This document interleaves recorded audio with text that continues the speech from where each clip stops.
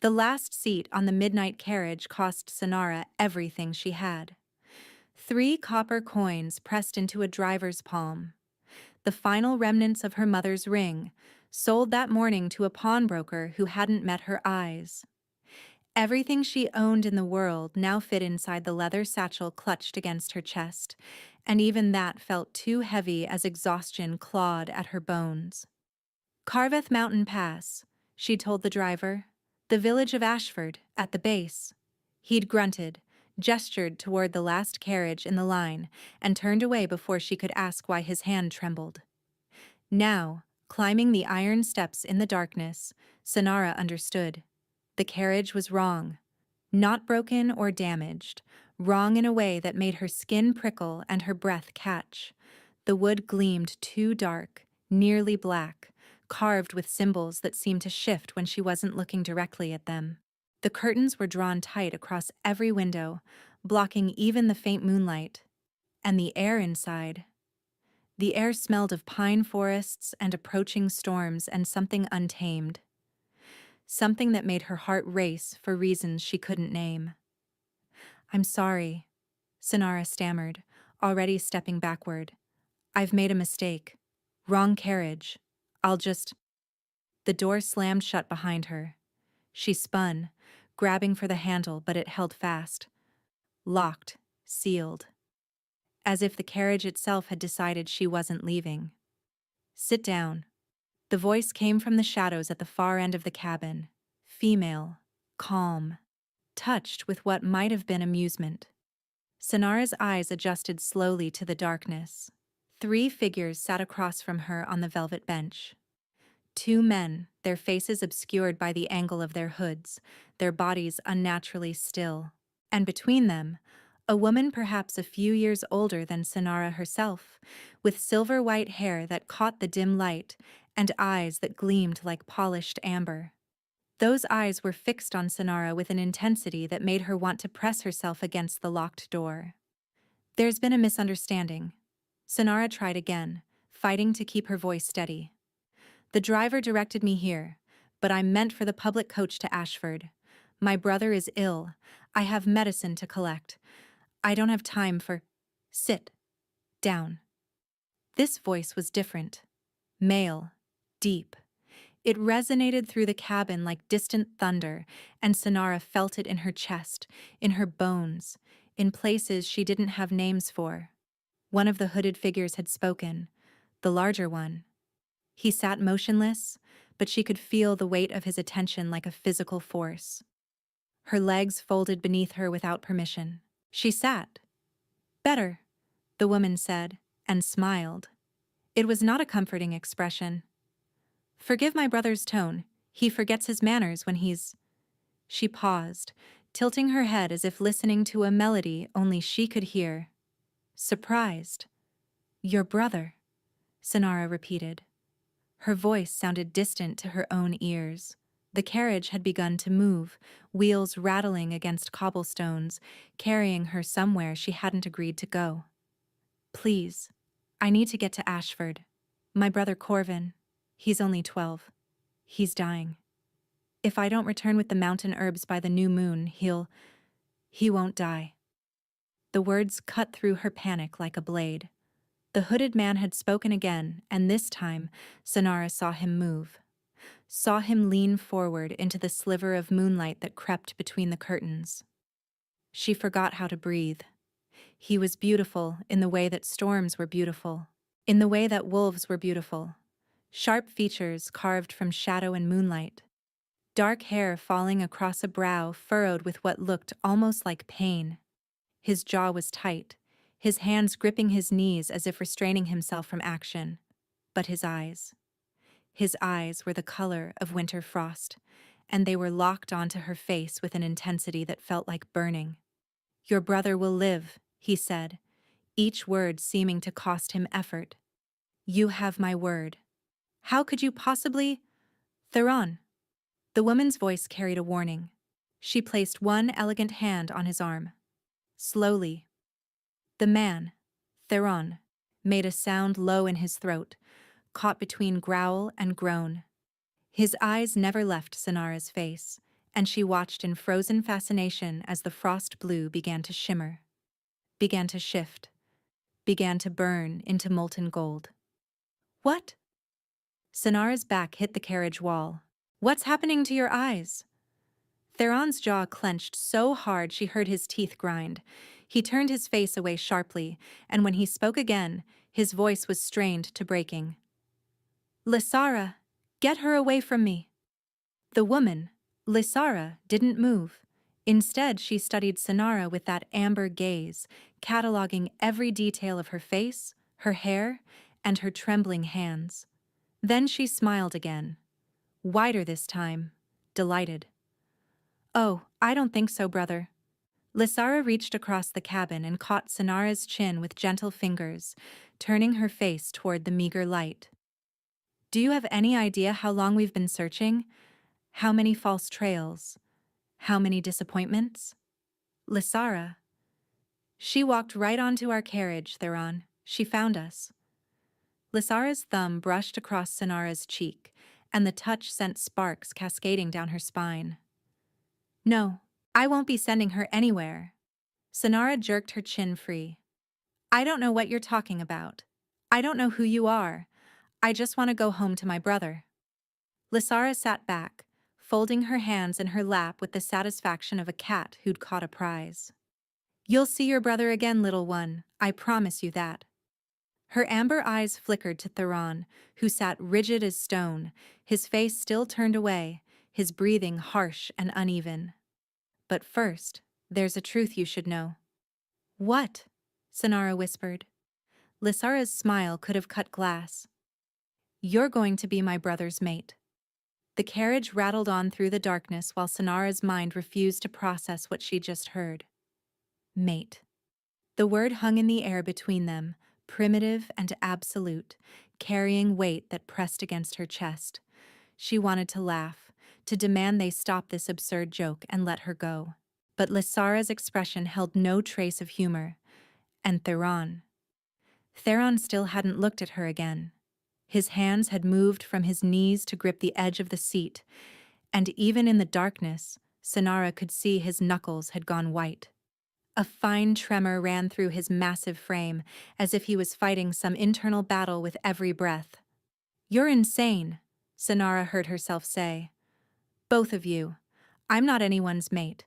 I'm a seamstress's daughter from a village so small it doesn't appear on most maps. You've clearly mistaken me for someone else. Have we? Lysara's voice was mild, conversational. Tell me, Sonara. Yes, I know your name. I've known it for quite some time. Tell me about the shadows you see. Sonara's blood turned to ice. I don't know what you mean. No? Lysara tilted her head, that predatory smile still playing at her lips. The darkness that gathers around the dying, the weight that settles over someone's shoulders hours before death claims them? She leaned forward. You've seen it since childhood, haven't you? That's how you knew your mother wouldn't survive your brother's birth. How you knew the baker's wife would fall ill last winter. How you know, even now, that little Corvin is running out of time. The words hit like physical blows. No one knew about that. No one. Sonara had spent her entire life hiding the shadows she saw, the death marks that appeared to her eyes alone. She'd learned young that speaking of such things brought only fear and suspicion. And yet, this strange woman in a strange carriage spoke of Sonara's deepest secret as casually as discussing the weather. How? The word came out cracked, broken. How do you know that?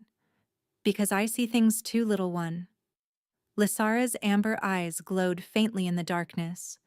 Actually glowed, Sonara realized with a start, producing their own light. Different things than you. Threads of possibility. Paths of fate. I've been watching your thread since before you drew your first breath, waiting for the moment it would cross with ours. Enough.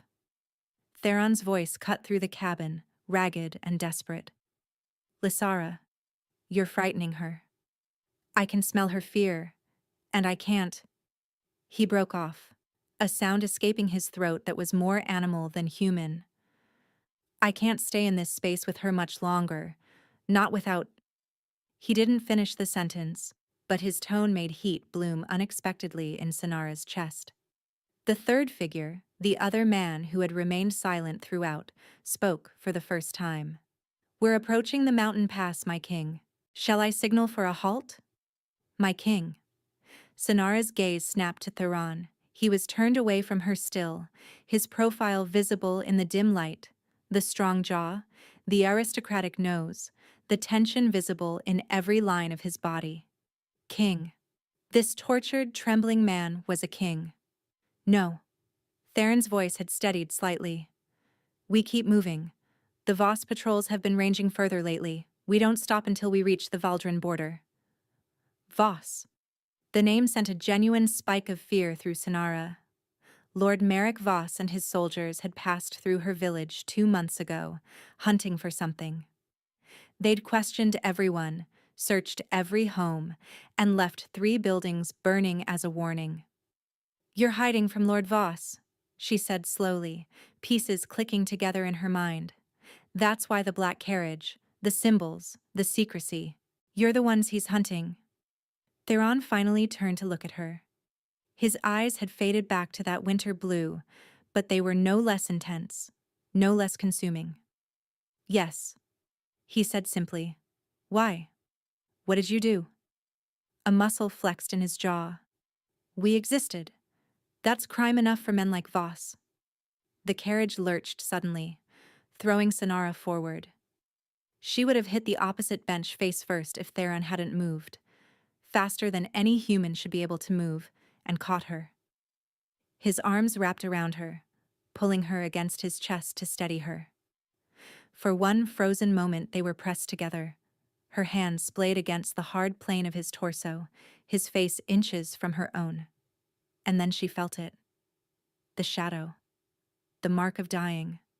Clinging to him like a second skin, darker and heavier than any she'd ever witnessed. This man wasn't just dying. He was drowning in it.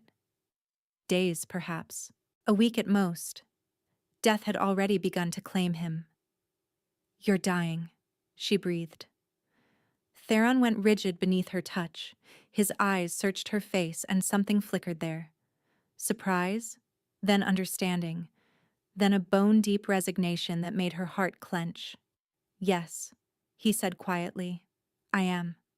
Theron, no. Lysara started forward, alarm cracking her composure for the first time. But Theron silenced her with a raised hand, his gaze still locked on Sonara's face. She deserves the truth, sister. All of it. He drew a slow breath, and when he spoke again, his voice was gentle, almost tender. I was wounded 3 weeks ago. A blade coated with wolf's bane, a poison designed specifically for my kind. Our healers have tried everything. Nothing works. Your kind, Sonara whispered. She should pull away. Every instinct screamed at her to put distance between herself and this man who wasn't fully human, but her hands wouldn't obey. Her body seemed to recognize something her mind hadn't yet accepted. We are Valdrin, Theron said, the wolf-born, the old blood, and I am their king. His hand rose slowly, giving her every opportunity to flinch away, and brushed a strand of hair from her face. The touch sent lightning cascading through her veins. I don't understand, she breathed. What does any of this have to do with me? Theron's eyes flickered gold again, just for an instant, and his voice dropped to a register that resonated in her bones. Everything, he said. It has everything to do with you. They stopped at a hidden way station as dawn began to light in the sky, a stone structure built into the mountainside, invisible from the road unless you knew exactly where to look. Sonara's legs nearly buckled when she finally stepped down from the carriage. Hours of tension and fear and confusion had drained her, and the thin mountain air made her head swim. She braced herself against the carriage wheel, fighting to stay upright. Warm hands caught her elbows from behind. She knew it was him before she turned, knew it from the way her skin tingled beneath his touch. knew it from the scent that had slowly become familiar through the long night. Pine and storm and something wild that made her want to lean closer even as her mind screamed warnings. Easy, Theron murmured near her ear. You're safe here. I'm not safe anywhere near you. The words came out sharper than she intended, and she felt him flinch. No, he agreed quietly. You're probably not. He released her and stepped back, putting careful distance between them. In the morning light, Sonara could see his face clearly for the first time. The darkness clinging to him was worse than she'd realized. It clung to his features like a mask, dimming the color of his skin, hollowing his cheeks. Whatever poison was killing him, it was working fast. And yet he'd spent all night worried about her comfort, her fear, her understanding. Come inside. Lysara appeared at Sonara's elbow. There's food and a fire. My brother needs to rest and you— She studied Sonara with knowing eyes. You need to understand what's happening to you. Nothing is happening to me. Even as she said it, Sonara knew it was a lie. Some boundary she hadn't known existed had been crossed. She was aware of Theron now in ways that defied explanation, could sense where he stood without looking, could feel his breathing as if it were her own. The way station's interior was sparse but clean, a stone hearth with a fire already crackling, wooden benches along the walls, a single door leading to what must be sleeping quarters. Lysara guided Sonara to a bench near the warmth, while Theron and the guard spoke in low voices near the entrance. You feel it, don't you? Lysara sat beside her, voice pitched low. The pull, the awareness of him. Sonara stared at the flames. I don't know what I feel. Your gift lets you see death. My gift lets me see fate. Lysara's hand covered Sonara's gently. I saw your thread intertwined with his 2 years before you were born. I've watched it grow stronger, brighter, and more certain with every passing season. You are his mate, Sonara, the only one who could ever complete him. Complete him? I don't even know him. Your soul knows him. Your blood knows him. Lysara's grip tightened. And somewhere deep inside, the part of you that sees what others cannot, that part has already recognized what he is to you. Sonara wanted to argue, wanted to deny everything. But the words wouldn't come, because Lysara was right. Some part of her had recognized Theron the moment their eyes met, had reached for him before her mind could intervene, had felt something slot into place, like a key finding its lock. A commotion near the door made both women look up. Theron had staggered, catching himself against the wall, his face twisted in pain. The guard reached for him, but Theron waved him off. It's fine, he gritted out. Just need a moment. But it wasn't fine. Sonara could see the dark weight pulsing around him, growing stronger, feeding on whatever strength he had left. The poison was accelerating. She was on her feet before she realized she'd moved. Let me see. Her voice came out steadier than she felt. She crossed the room and reached for his wounded shoulder, the one he'd been favoring all night. The poison. Let me see it. Theron's hand caught her wrist before she could touch him. His grip was gentle but immovable, and his eyes had gone gold again, bright and burning and not entirely human. Don't, he rasped. If you touch me right now, I won't be able to stop myself. Stop yourself from what? From claiming you. The admission seemed to tear out of him. From marking you as mine in a way that can't be undone. The wolf in me? He shuddered, fighting for control. It recognizes you. It wants you. It's taking everything I have not to. He broke off. But she understood. The hunger in his eyes said everything his words couldn't. You're dying, Sonara said softly. I can see it, Theron. The shadow is consuming you. Another day, maybe 2, and it will claim you entirely. I know. Then let me help. You can't. His voice cracked. There's no cure. We've tried everything. You haven't tried me. The room went silent. Lysara had risen, her amber eyes wide. Even the guard had frozen mid-step. Theron stared at Sonara as if she'd suggested something impossible. You don't know what you're offering? No, she admitted. I don't. But I know that I can see death, and I've never been able to do anything about it. I've watched people fade while I stood helpless. Watched the shadows claim them while I... Her voice broke, and she thought of Corvin, her sweet little brother, wasting away in a bed too big for his shrinking frame. I'm tired of watching people die. She reached for him again, and this time he didn't stop her. The moment her palm pressed against his wounded shoulder, the world exploded. Power surged through her, not from her, but from him. Wild and primal and ancient, it crashed into her gift like a wave striking a cliff. She felt her own ability rise to meet it, the death sight flaring brighter than ever before. And she saw. Not just the shadow, but the source. The poison was alive, a dark, sentient thing wrapped around his heart, feeding on his strength, multiplying with every beat. It sensed her intrusion and recoiled, hissing like a serpent. But it wasn't alone. Beneath the poison, beneath the darkness, she sensed something else. A power that recognized her own. A soul that had been calling to her across years and distance and impossibility. His wolf. It rose toward her like a creature surfacing from deep water. Enormous, magnificent, and desperate. It brushed against her consciousness, and she felt its plea as clearly as spoken words. Save him. Please. He is yours. Save him. I don't know how, she whispered, tears streaming down her face. But her gift had other ideas. Light began to pour from her hands, golden and pure, nothing like the death shadows she'd always seen. It wrapped around the poison like chains, binding it, burning it, and forcing it back. Theron made a sound she would never forget. Half groan, half howl, all agony transforming into something else.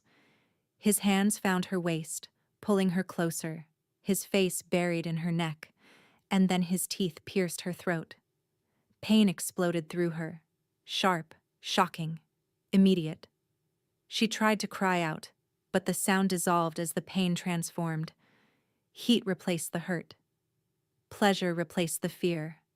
Something ancient and irrevocable poured through the wound, binding her to him in ways she couldn't understand.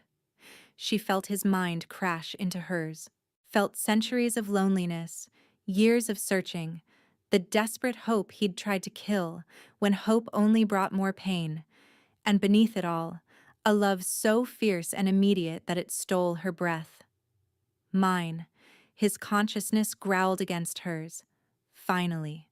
Mine. Then darkness claimed her, and she felt herself falling into his arms. Sonara woke to warmth. A fire crackled nearby. Soft furs cushioned her body, and a weight pressed against her side, heavy, warm, and rising with slow, steady breaths. Her eyes flew open. She was lying on a low pallet near the hearth, wrapped in blankets she didn't recognize. And pressed against her back, one arm draped protectively over her waist, was Theron. He was asleep. Truly asleep, not unconscious. She could tell the difference now, could feel the steady pulse of his presence against her awareness like a second heartbeat. His face was peaceful in a way it hadn't been since she'd first seen him, the lines of pain smoothed away, and the shadow of death. Sonara pushed herself up carefully, not wanting to wake him, and turned to study his face. The darkness that had clung so heavily to his features was fainter now. Still present, but diminished. Whatever she'd done, whatever they'd done together, had pushed the poison back. Not eliminated, just contained. Corvin. The thought of her brother surfaced through the haze. How many days had passed? Was he still holding on, waiting for medicine that might never arrive? You're awake. Lysara's voice came from across the room. The woman sat in a wooden chair by the window, her silver hair gleaming in the afternoon light. Had Sonara slept through the entire morning?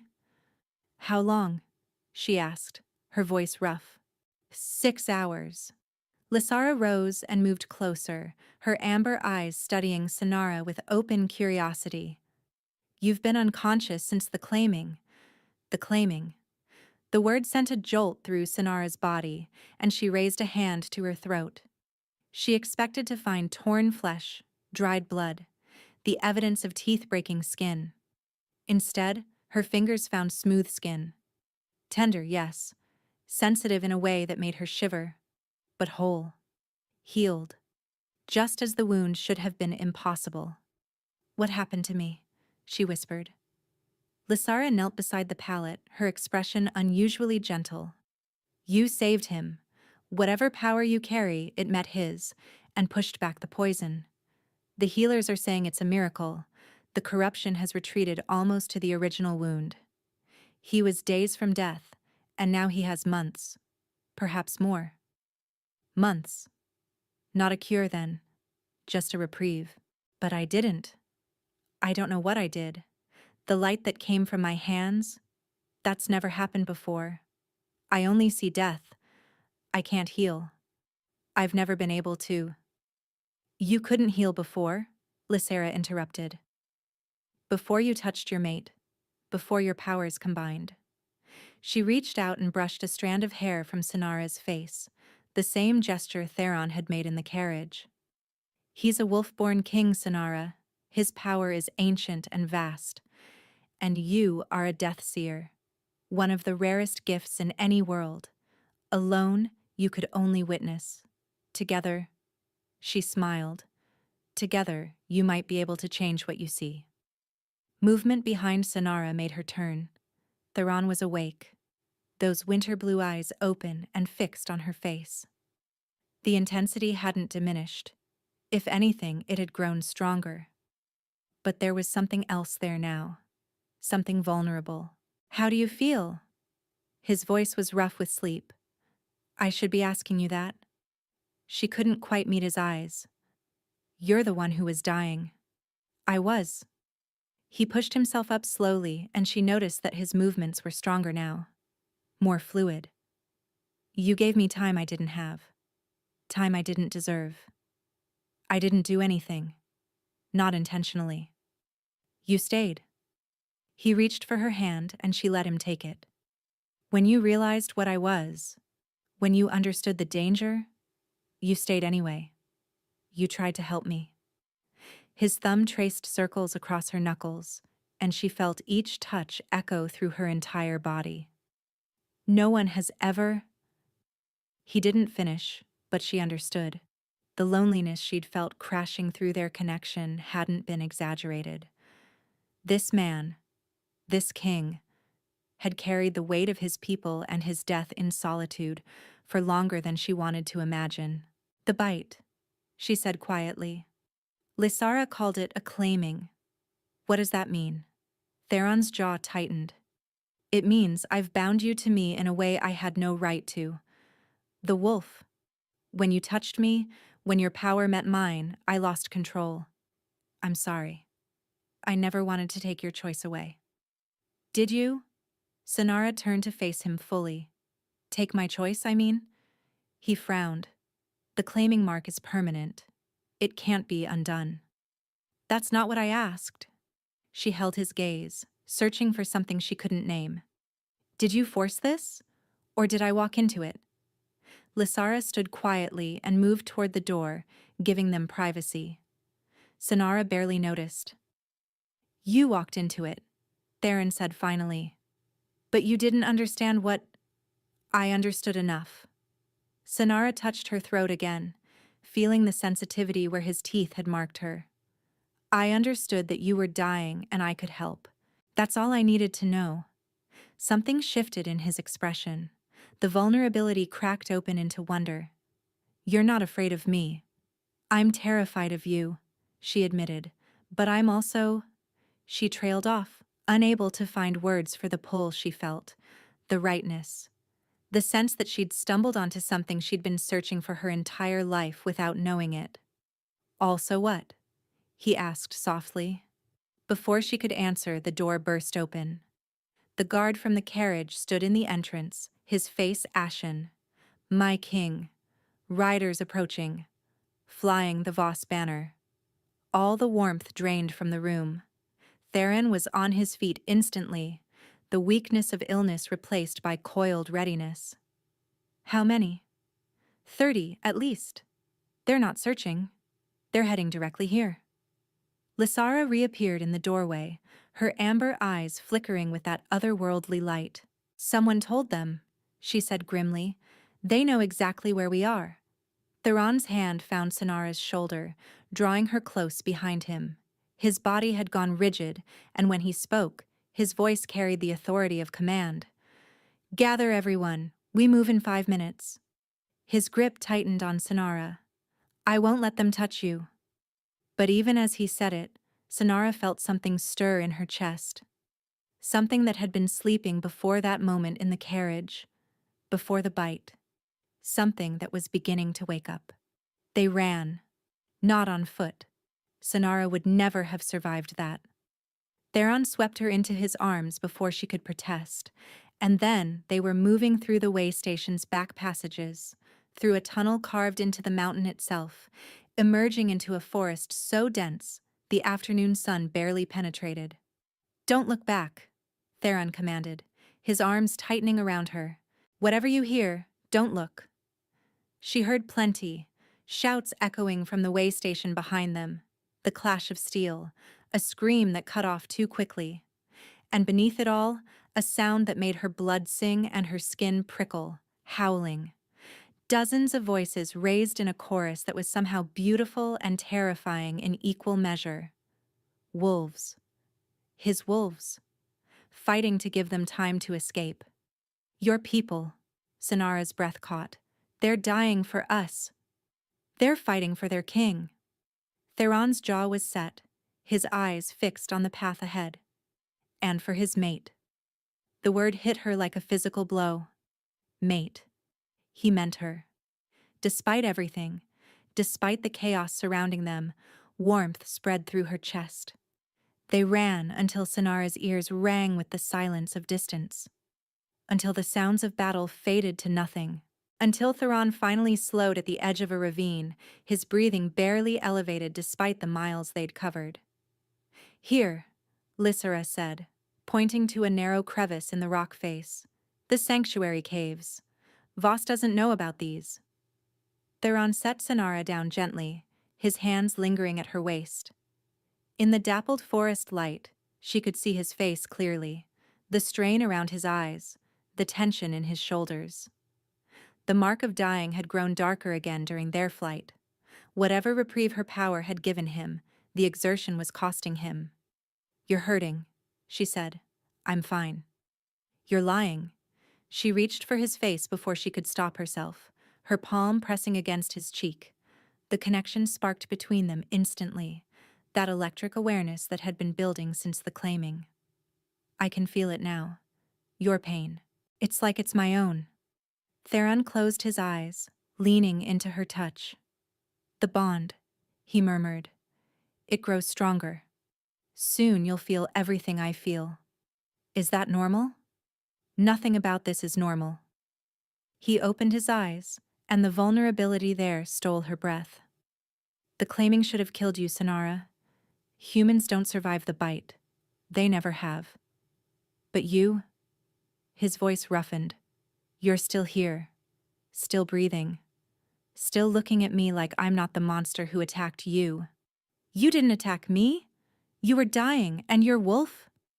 My wolf wanted you. The admission seemed to cost him. Still wants you.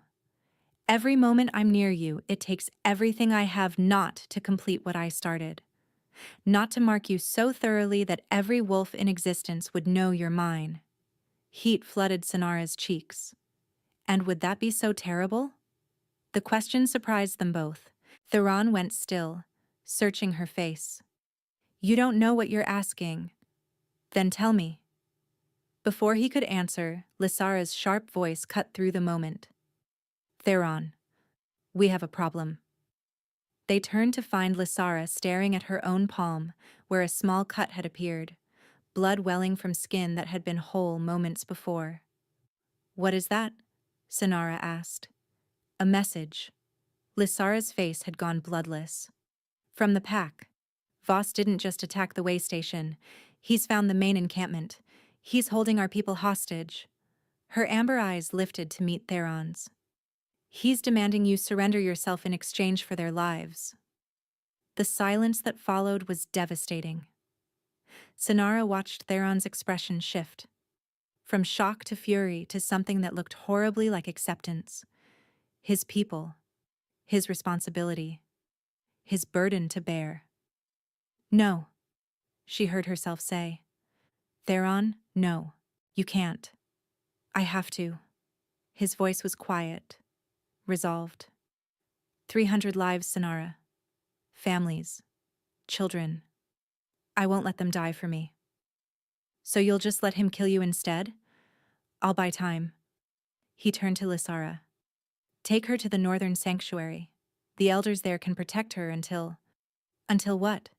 Sonara grabbed his arm, forcing him to face her. Until Voss finishes slaughtering your people?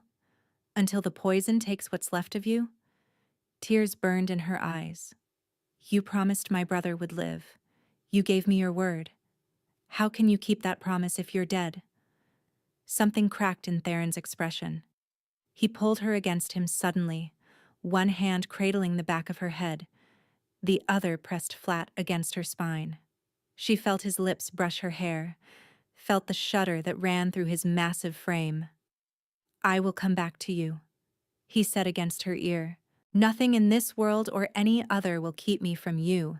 Do you understand? Theron, say you understand. I understand, she whispered, even though she didn't. Even though every fiber of her being screamed that letting him go was wrong. He pulled back just enough to look at her face. Then, slowly, deliberately, he pressed his forehead to hers, breathed her in, let the moment stretch into something sacred. You are mine, he growled softly, and I am yours. Whatever happens next, remember that. Then he was gone. One moment he stood before her, and the next, a massive wolf with silver-gray fur and eyes like winter frost bounded into the forest. Other wolves emerged from the shadows, dozens of them, falling into formation behind their king. Sonara watched until the last tail disappeared into the trees. Only then did she let herself fall to her knees, her hand pressed to the mark on her throat, feeling the bond stretch thin as distance grew between them. He'll come back, Lysara said quietly, kneeling beside her. He promised. But Sonara had seen the shadow of death, had felt its hungry pulse, and she knew promises meant nothing to the grave. 7 days.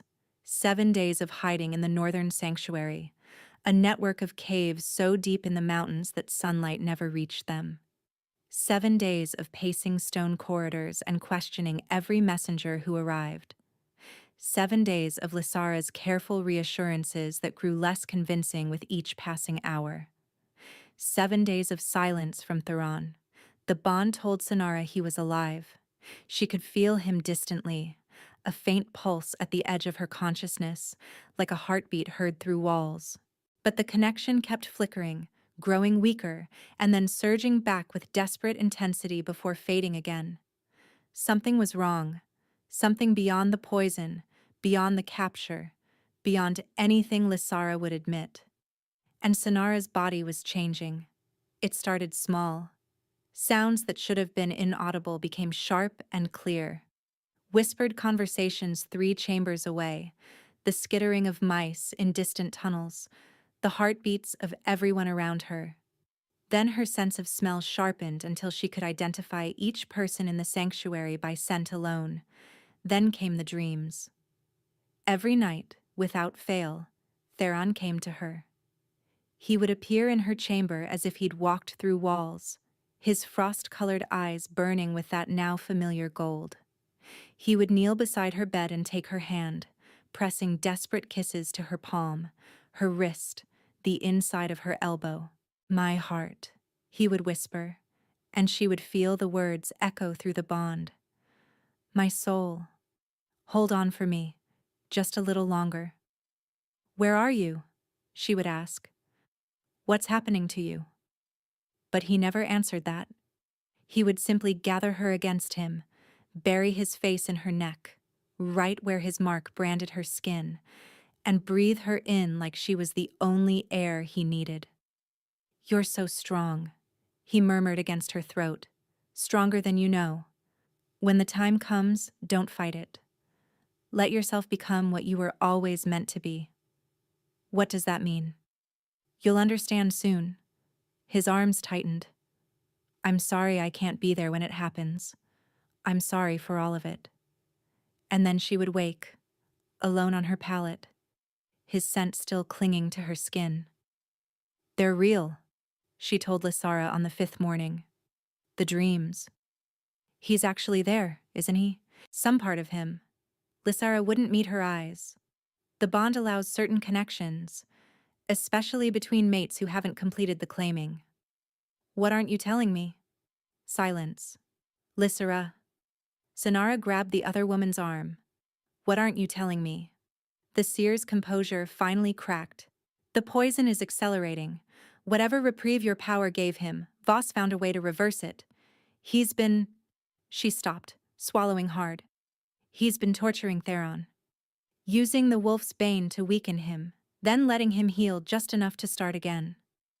The world tilted. Sinara's knees buckled, and she would have fallen if Lysara hadn't caught her. "He's dying," Sinara whispered. "I can feel it. The darkness. It's growing again." "Yes." "How long?" "Days. Maybe less." She thought of Corvin alone in his bed, waiting for medicine that would never come. And now Theron, suffering in a dungeon while she hid in caves. The pain hit Sinara without warning, a spike of agony that drove through her chest and radiated outward. She screamed, her back arching, her hands clawing at the stone floor. "It's happening," Lysara breathed. "The transformation. Your body is trying to complete what the bite started." But something was wrong. The pain wasn't just physical. It was the bond, stretching to breaking point. Through the agony, Sinara felt Theron's presence flicker violently, then vanish entirely. "No," she choked out. "No, no, no. Sinara, listen to me." Lysara gripped her shoulders. "You need to calm down. If you fight the change while the bond is unstable, he's gone." Tears streamed down Sinara's face. "I can't feel him anymore. The bond, it's empty. He's not dead," Lysara said firmly. "If he were dead, you would know. You would feel it like your own heart stopping." "Then what happened?" Before Lysara could answer, a messenger burst into the chamber. Young, terrified, out of breath. "Lady Lysara, Lord Voss has sent a proclamation." The boy's voice shook. "The Alpha King has been sentenced to death. The execution is set for the blood moon. 3 days from now." The chamber seemed to compress around Sinara. 3 days. Theron had 3 days to live. She pushed herself to her feet despite the pain still racking her body. Her legs trembled, her vision blurred. But she forced herself to stand. "Where is he being held?" "Sinara, you can't—" Lysara started. "Where?" The messenger swallowed. "Voss Keep, in the Iron Valley. But it's impenetrable. Hundreds of guards, Wolf's Bane at every entrance. No one can—" "I can." The words came from somewhere deep inside Sinara, somewhere that had been sleeping her entire life. "I can see death, Lysara. I can feel it, and I will not watch it claim him." She took one step toward the door. The pain hit again. Worse this time. Her bones seemed to splinter inside her skin. Her muscles tore and reformed. She collapsed, screaming, as her body tried to become something it didn't know how to be. The change. Lysera knelt beside her. It's fighting you because the bond is incomplete, without Theron to anchor you. Then get me to Theron. You'll die trying. Sonara looked up through tear-blurred eyes. I'm dying anyway. You said it yourself. I can't complete the transformation alone. She gripped Lysera's hand with desperate strength. If I have to die, I'd rather die trying to save him than hiding in a cave while they execute him. Something shifted in Lysera's amber eyes. Respect, perhaps. Recognition. You really are his mate, she said softly. Then help me. The seer was quiet for a long moment. Then, slowly, she nodded. There might be a way. She pressed a blood-marked stone into Sonara's palm. When the time comes, break it. We'll find you. The plan was madness. Lysara's contact inside Voss Keep was a kitchen servant with wolf-born sympathies, a human woman whose daughter had been saved by a Valdrin healer years ago. She could get Sonara inside the fortress, but beyond that, there were no guarantees. The dungeons are 3 levels below ground, Lysera explained as they huddled in a forest clearing, the walls of Voss Keep visible through the trees. Wolf's bane torches at every entrance. Even if you reach him, getting out will be nearly impossible. What about the blood moon? Sonara asked. The messenger said the execution is set for the blood moon. Lysara's expression grew complicated. The blood moon strengthens wolf-born power. It's why Voss chose that night. The transformation would be agonizing while the moon calls to the wolf inside. Maximum suffering for maximum spectacle. But it could also help him, if I could reach him before the moon rises. Then his wolf would be at its strongest. Strong enough, perhaps, to complete your bond. Lysera gripped Sonara's shoulders. But you must understand, the completion isn't gentle. If Theron's wolf takes over during the blood moon, with you unmarked and vulnerable, it might kill me. It might. Lysera didn't flinch. The claiming bite should have killed you. The transformation is trying to kill you now. Your human body was never meant to contain wolf-born power. Every step of this path leads toward death. Sonara thought of Corvin, her sweet little brother waiting for medicine that would never arrive. Thought of her mother, who had died giving him life. Thought of all the deaths she'd witnessed. All the shadows she'd seen claim their victims while she stood helpless. I've been watching people die my whole life, she said quietly. Watching death take everyone I love while I could do nothing but see it coming. She lifted her chin. Not this time. This time, I choose. The servant met them at the kitchen entrance as promised, a middle-aged woman with nervous eyes who asked no questions. She dressed Sonara in servant's clothes, pressed a tray of bread and water into her hands, and pointed toward a narrow staircase descending into darkness. 3rd level, last cell on the left. The guards change at midnight. You'll have perhaps 10 minutes. Sonara nodded her thanks and descended. The wolf's bane hit her the moment she reached the first underground level. A burning sensation in her throat and chest that made every breath feel like swallowing fire. She pressed on, counting steps, fighting the urge to cough or stumble. The 2nd level was worse. The 3rd was agony. By the time she reached the last cell on the left, Sonara could barely stand. Her vision swam. Her heightening senses, so sharp above ground, had dulled to almost nothing, smothered by the poison in the air. But she could still feel the bond, faint, flickering, alive. Theron, she whispered through the bars. Movement in the darkness. Chains rattling. And then a figure dragged itself into the thin torchlight. Sonara's heart shattered. He was barely recognizable. The proud warrior who had caught her in the carriage, the king who had carried her through forests. He had been reduced to something broken. Wounds covered every visible inch of skin. The dark weight of death clung to him so thickly she could barely see his features beneath it. But his eyes, those winter blue eyes, opened at the sound of her voice. and they were still his. Sonara. Her name emerged as a croak. No. You can't be here. The wolf's bane. I know. She reached through the bars, her fingers finding his face. I don't care. You'll die. I was dying anyway. She managed a weak smile. The transformation. Lysara says I can't complete it without you. Understanding flickered in his gaze. Horror followed. No. He tried to pull away, but he was too weak. Sonara, the blood moon rises tomorrow. If you're here when it happens, if my wolf takes over while I'm like this, I won't be able to control myself. I'll claim you completely, and the violence of it, then claim me now. The words left her before she could stop them. Complete the bond while you still have some control. Give us both a chance to survive. You don't understand.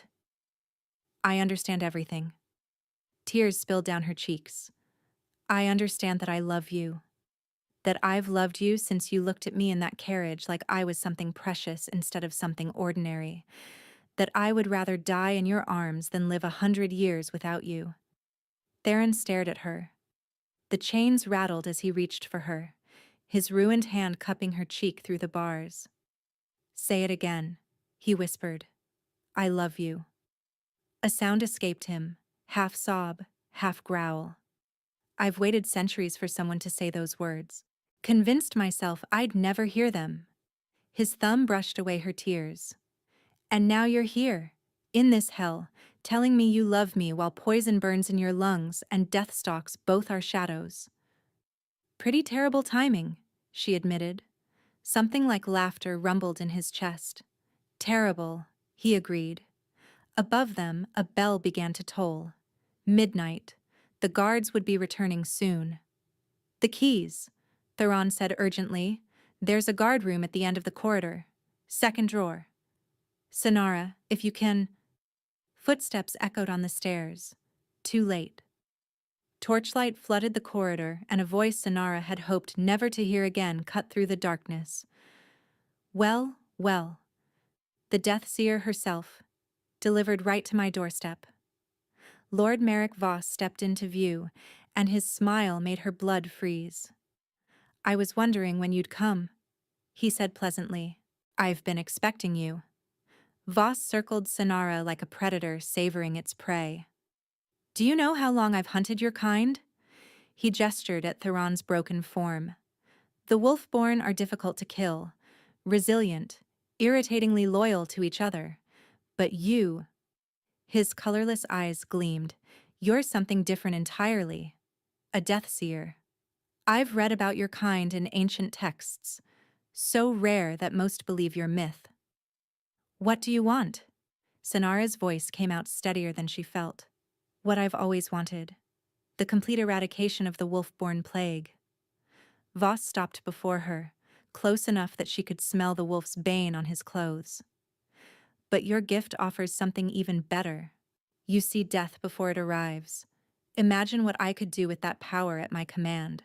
Which enemies to strike, which battles to avoid, which prisoners have useful information left to give.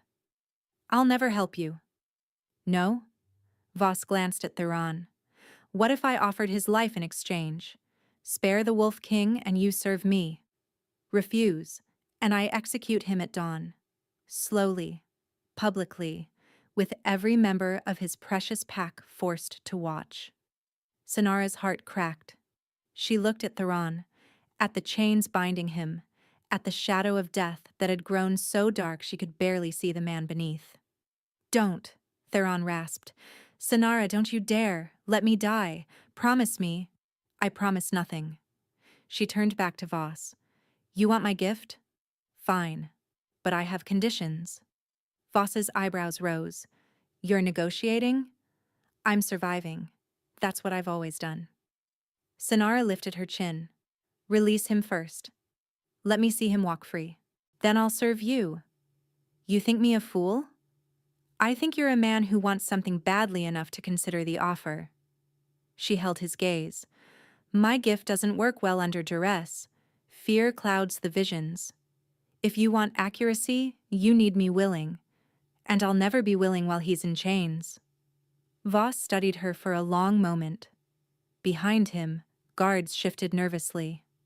An interesting proposition. He smiled coldly. But I have a counteroffer. He moved faster than she expected. Human, but trained, brutal. His hand closed around her throat, slamming her against the bars of Theron's cell.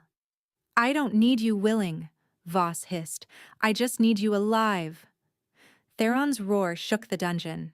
Chains snapped taut as he threw himself against them, his eyes blazing gold, his human form rippling with something trying to break free. Don't touch her.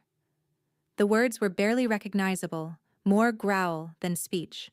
I'll tear out your throat. You'll do nothing. Voss tightened his grip on Sonara's neck. You're dying, Wolf King. I've made certain of that. The poison in your blood will finish you before dawn, whether I execute you or not.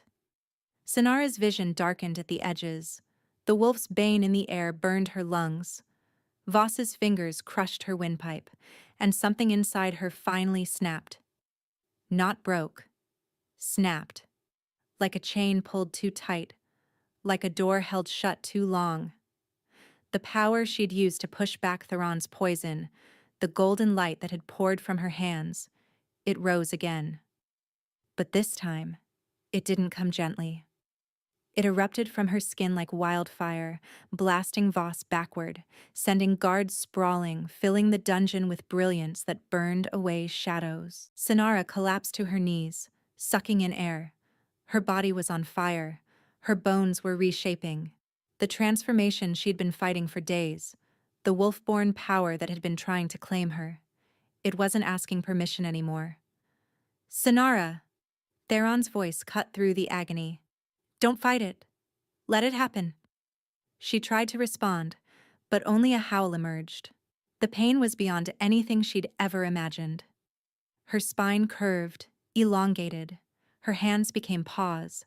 Silver-white fur erupted across skin that was no longer skin. And through it all, the bond blazed back to life, stronger than ever, a rope of fire connecting her to the man in the cell. She felt his shock, his awe, his desperate, terrified hope. When the transformation completed, Sonara stood on 4 legs, her new senses exploding with input. She could smell the wolf's bane, still burning but no longer fatal. She could hear heartbeats throughout the fortress. She could see in the darkness as clearly as daylight. And she could feel Theron, not just his presence, but his soul, calling to hers, completing hers. The cell bars meant nothing to her new form. She tore through them like paper, sending iron shrieking across stone. Voss was struggling to his feet, shouting for guards, but she ignored him. Only Theron mattered. She padded toward him, her wolf's heart breaking at the sight of his wounds.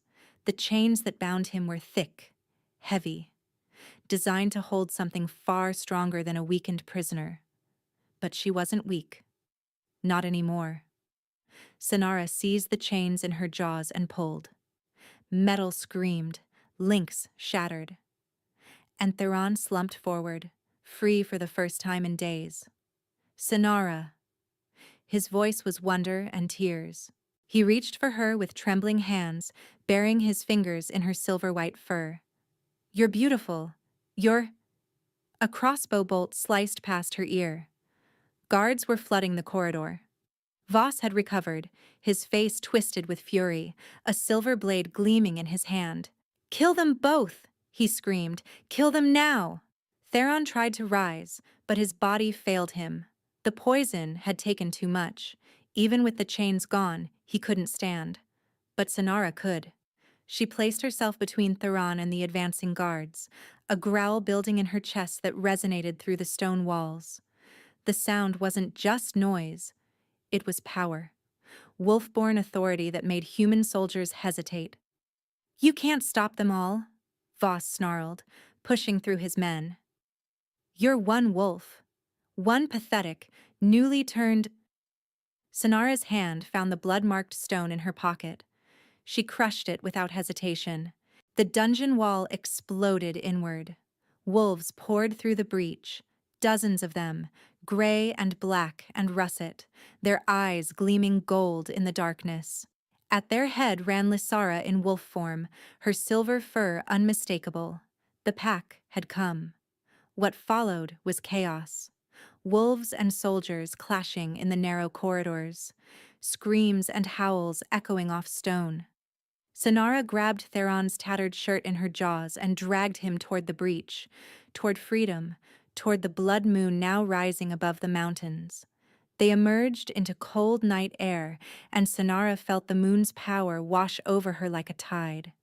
It called to something primal in her blood, something that had been waiting her entire life for this moment. The claiming, Theron breathed. He'd managed to prop himself against a boulder, his chest heaving. Sonara, the moon, it's amplifying everything. If you mark me now, while the power is at its peak, will it save you? It might. His eyes met hers. Gold meeting gold, wolf recognizing wolf. But it might also kill us both. The bond would be absolute. If one of us dies, then we die together. Sonara shifted back to human form, shivering in the moonlight. She knelt before him, cupping his ruined face in her hands. I didn't fight my way through a dungeon and transform into a wolf just to watch you die on a mountainside. Something like laughter escaped him. Stubborn woman. You're stubborn woman. She pressed her forehead to his. Tell me how. The throat. His voice had dropped to a growl.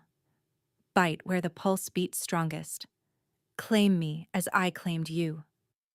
Sonara leaned closer, breathing in his scent, pine and storm and something wild that now smelled like home. She could see his pulse fluttering beneath winter-pale skin, could feel the bond humming between them, waiting to be completed. I love you, she whispered. I know. His hands found her waist, pulling her closer. I've known since the carriage, since you looked at me with fear and curiosity, and something that felt like recognition. I've loved you since before I knew your name. Sonara pressed her lips to his throat, felt his pulse against her mouth, let herself become what she'd been fighting since the moment his teeth marked her, and bit down. The world exploded into sensation, not pain, transcendence. Their souls crashed together like waves meeting shore. She felt everything he'd ever felt, centuries of loneliness, the weight of kingship, the despair of poison eating him alive, and beneath it all, love, fierce, desperate, eternal love that had been searching for her across lifetimes. Mine, her consciousness snarled. Yours, his answered. Always. Forever. Completely yours. The poison in his blood recoiled from their combined power. The shadow of death she'd seen clinging to him for so long began to burn away like mist in sunlight. She felt his strength returning, felt his wounds beginning to close, felt his heart beating stronger with every passing second. When she finally released him, they were both breathless. Theron's eyes had cleared. Color had returned to his face. The man who had been dying in a dungeon now looked at her with an intensity that made her soul sing. You saved me, he breathed. We saved each other. Around them, the battle had ended. Wolves surrounded the mountainside. Valdrin warriors shifted back to human form, their faces filled with awe. Lysara approached slowly, tears streaming down her cheeks. It's complete, she whispered. The bond. I can see it now. Your threads woven so tightly they'll never unravel. Theron rose to his feet, pulling Sonara up with him. He shrugged off what remained of his tattered shirt and wrapped it around her shoulders before turning to face his people, one arm wrapped securely around her waist. My pack, he called, his voice carrying across the mountain. My family. I present to you Sonara of the Valdrin, my mate, my queen, my heart. The howl that rose from the assembled wolves shook the very stones. Dozens of voices raised in celebration, in welcome, in acceptance of something miraculous. Sonara let the sound wash over her, let herself lean into Theron's warmth, let herself finally believe that she was safe. "What happens now?" she asked quietly. "Now?" Theron pressed a kiss to her hair. "Now I keep my promise. We find your brother. We bring him the medicine he needs. And then," his arms tightened around her, "then we go home. Together. Home." The word had never meant much to Sonara before. A cottage that was always too cold. A village that whispered about her gifts. A life spent watching death and feeling powerless. But looking up at Theron's face, feeling the bond pulse warm and steady between them, surrounded by a pack that had accepted her as one of their own, she understood. Home had never been a place. Home was him. And she was finally exactly where she was always meant to be.